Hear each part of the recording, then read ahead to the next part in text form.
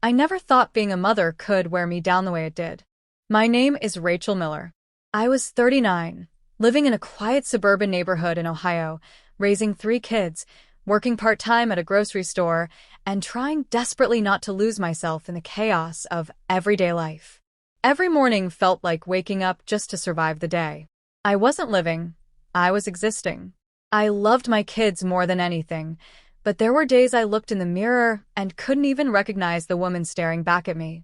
My husband, Mark, was a decent man, but he worked long hours as a mechanic and came home too exhausted to engage.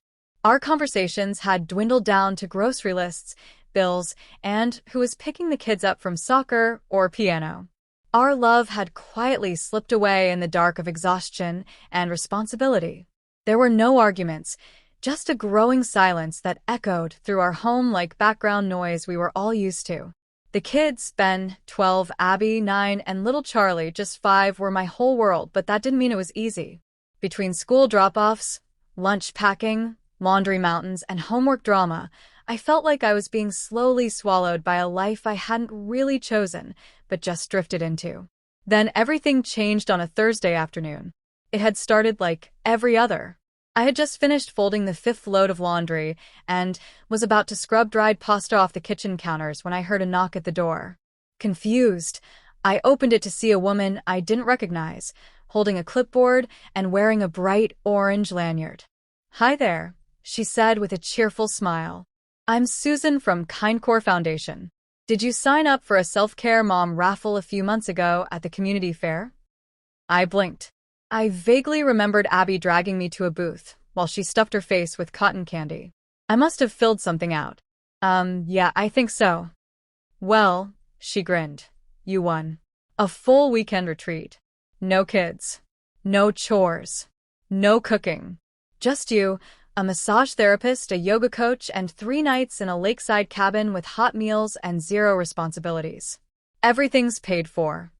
I just stared at her like she had told me I'd won the lottery. Because, in a way, I had. At first, I hesitated. Who would take care of the kids? Mark couldn't get the time off. But then my older sister Lisa offered to come stay for the weekend. She had no kids of her own and adored mine. That Friday, with a duffel bag full of oversized sweaters and books I hadn't read in years, I drove to Lake Harmony. The cabin was surrounded by trees that whispered in the wind. There was no TV, no Wi-Fi, and no one calling Mom every 5 minutes. For the first time in what felt like forever, I could hear myself think. The massage therapist, Carla, was a warm, curly-haired woman with a calm presence. She didn't say much, but after my second session with her, she simply said, "You carry everything in your shoulders. And your heart." That night, I sat on the wooden porch, wrapped in a blanket, staring at the lake. I cried. I cried for the version of me I had buried under dishes and permission slips. I cried for the dreams I'd quietly folded and packed away. I cried because for the first time in a decade, someone was taking care of me. But that wasn't the surprise. When I came home Sunday evening, I expected a chaotic house, tired kids, and my sister frazzled. Instead, I walked into a clean kitchen, the smell of lasagna in the oven, and my kids playing board games with Lisa on the living room rug. Mark was even home early. "Hey, welcome back," he said, hugging me tighter than he had in months. "You look different. Rested." "I feel different," I whispered. After dinner, Lisa gave me a long look and said, "You needed this more than you knew. Don't wait for another raffle to give yourself permission." That night, when the kids were in bed and the house was quiet, Mark and I sat on the back porch. For the first time in years, we talked, not about chores, not about bills, but about life, about us. "I think we forgot how to be a team," he said. "And I think I forgot how hard you work." I didn't respond.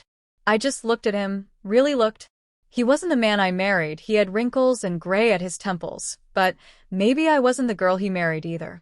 Maybe we were both strangers who still wanted to find each other again. The next day, I made a decision. I didn't want to go back to barely surviving. I signed up for a local writing workshop I had seen advertised at the library. Writing had once been my passion before life happened. And now, for the first time in a long time, I was reclaiming it. The workshop was held every Wednesday evening. Mark agreed to get off early once a week to stay with the kids. I hadn't realized how much I had needed something that was just mine. No diapers, no sticky hands, no errands, just a pen, a notebook, and my voice.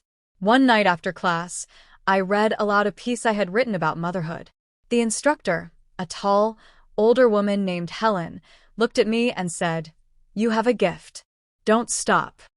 I didn't. Soon, I was submitting pieces to local magazines. A short essay I wrote about finding my identity as a mom got published online and went mildly viral.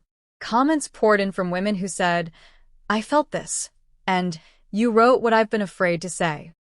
Suddenly, I wasn't just Rachel Miller, tired mom. I was a writer again. The kids saw me differently too. One day, Ben came home from school and said, "My teacher read your story to the class. She said you're brave." Brave. That word stayed with me. I wasn't brave for winning a weekend retreat. I was brave for coming home and choosing not to lose myself again. Brave for setting boundaries. Brave for allowing joy and creativity to have a place in my life again. A year after that retreat, I published my first book, a collection of essays about motherhood, identity, and rediscovering joy. It didn't hit the bestseller list, but it found its readers. Women messaged me from around the country. A few even said my words helped pull them back from the edge of burnout. I was invited to speak at a conference for women writers.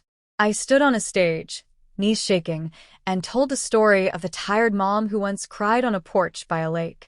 I told them how life surprised me, not because someone gave me a cabin, but because I finally gave myself permission to matter. Today, life is still messy. There are still tantrums, forgotten lunchboxes, and dirty socks on the stairs. But I have tools now. I have balance. I have a voice. And sometimes, on quiet nights, I open my email to find a message from another tired mom who read something I wrote and whispered to herself, "Maybe I can come back to life too." That's when I smile and think, yes, life surprised me. But I surprise myself more.